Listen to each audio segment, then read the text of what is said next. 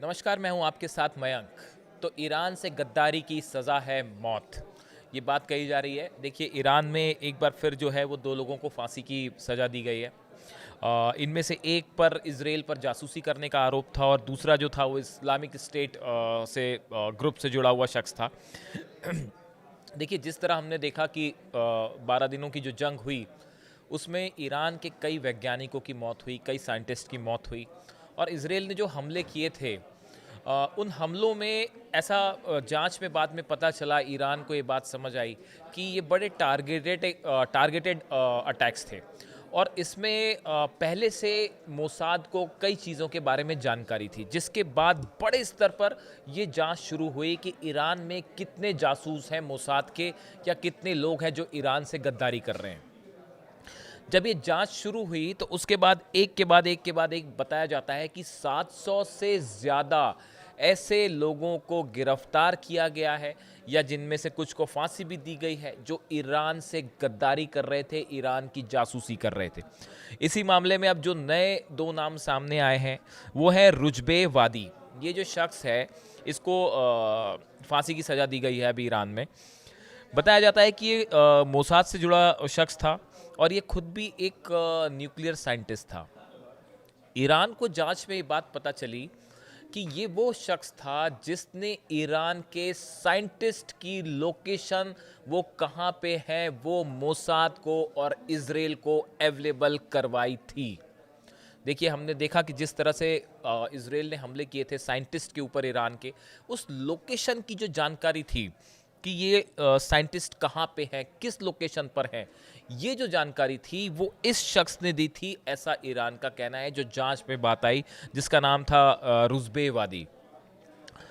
ये खुद भी एक चूंकि साइंटिस्ट था, इसलिए इस शख्स का ऐसे इंस्टॉलेशंस पे, ऐसे ठिकानों पर आना जाना था जो बेहद सेंसिटिव होते हैं, जहाँ पे जो है खुफिया जानकारियाँ होती है, या इसको इस बात का पता था कि कब साइंटिस्ट की मीटिंग होने वाली है, कहाँ पे साइंटिस्ट जमा होने वाले हैं।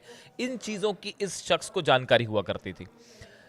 इसीलिए बताया जाता है कि इस शख्स ने मोसाद के लिए काम करते हुए ये बंदा ऑस्ट्रिया गया, वियना में 5 बार इसकी मोसाद के एजेंट से मुलाकात हुई थी। ये जानकारियां जब सामने आई, ईरान के जो कोर्ट है उसने फांसी की सज़ा बरकरार रखी, फांसी की सज़ा दी, और उसके फ़ौरन बाद जो ईरानी मीडिया में जैसे बात बाहर आई कि इसे फांसी की सज़ा दी गई। ऐसी दूसरा एक शख्स है जिसे फांसी दी गई है, वो है असगर जादेह। ये शख्स जो है वो इसके ऊपर साजिश करने और ईरान को नुकसान पहुंचाने के आरोप लगे हैं, और ये जो है इस्लामिक स्टेट जो ग्रुप है इससे जुड़ा हुआ शख्स था। अब देखिए, एक जो बड़ी जानकारी निकल के सामने आई है जो बेहद गौर करने वाली है, वो ये, ईरान ने तालिबान से कुछ एजेंट्स की लिस्ट मांगी है। देखिए, ये बहुत कम मौक़ों पर ऐसा होता है जहां ईरान और तालिबान जो है वो एक साथ नज़र आएँ।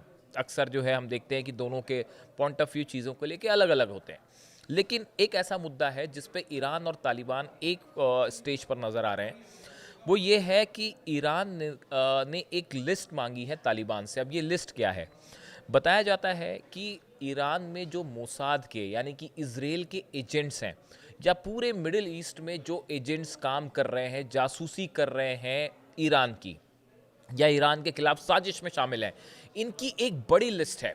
और ये लिस्ट ब्रिटेन की जो खुफिया एजेंसी है, इंटेलिजेंस एजेंसी है एमआई, मिलिट्री इंटेलिजेंस, ये एमआई के पास ये लिस्ट थी, और ये गलती से लीक हो गई।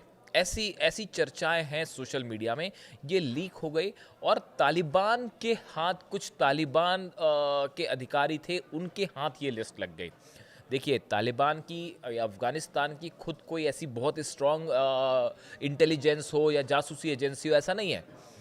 लेकिन अफ़गानिस्तान एक ऐसी पोजीशन पे है, ऐसी स्ट्रेटजिक पोजीशन पे है, जहां अमेरिका का भी उस पर इंटरेस्ट है, इंग्लैंड का भी इंटरेस्ट है, रशिया के लिए भी वो बड़ा एक इम्पॉर्टेंट इलाका है। तो अक्सर हम देखते हैं कि यहाँ पे मिलिट्री मूवमेंट्स होते रहते हैं और कई सारी गतिविधियाँ अफ़गानिस्तान में होती रहती हैं। अब इस दौरान ऐसा बताया जाता है कि ये एक जो लिस्ट है ये लीक हुई और ये तालिबान के पास ये लिस्ट है। यानी अगर हम दूसरे शब्दों में कहें, तालिबान के पास वो पूरे लोगों के नाम हैं जो ईरान के खिलाफ जासूसी कर रहे हैं या ईरान में दाखिल हो चुके हैं या ईरान के अंदर हैं। ईरान के ही कुछ लोग जो कि मोसाद के लिए काम कर रहे हैं। ये पूरी लिस्ट जो है वो अफगानिस्तान के पास यानी तालिबान के पास। अब ईरान के कुछ अधिकारियों ने संपर्क किया तालिबान से और उनसे ये लिस्ट मांगी है।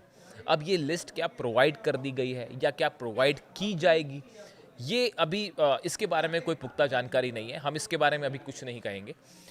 लेकिन अगर तालिबान ये लिस्ट ईरान को दे देता है तो इसका मतलब होगा ईरान के गद्दारों को चुन चुन कर सजाए मौत मिलना तय। देखिए, ईरान में एक बात है कि जो शख्स भी ईरान के खिलाफ जासूसी करेगा या गद्दारी करेगा, इसको लेकर वहाँ बड़े सख्त नियम हैं, ज़ीरो टॉलरेंस होता है और देश के गद्दारों को सीधा फांसी की सज़ा दी जाती है और बिल्कुल बिना देर किए दी जाती है। इस लिस्ट में आप देखें तो पिछली बार भी हमने देखा था कि इजराइल के 3 जासूस थे, कुछ ही वक्त की पहले की बात है, उन्हें फांसी दे दी गई।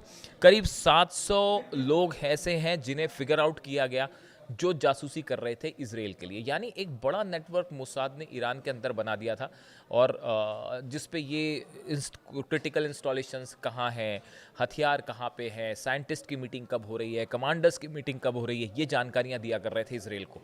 लेकिन अब ईरान ने चुन चुन के इनका पता लगाना शुरू कर दिया है। अगर तालिबान से लिस्ट मिल गई तो ठीक है, वरना ईरान की खुफिया एजेंसीज भी इनका पता लगाने में जुटी हुई हैं। और देखिए जिस तरह से रुजबेवादी जो शख्स था जिससे फांसी की सज़ा दी गई, ऐसे जो भी शख्स, मैसेज साफ है, ईरान से गद्दारी करोगे तो सजाए मौत मिलेगी। जो भी इससे जुड़ी जानकारी होगी आप तक पहुंचाएंगे। Thank you so much.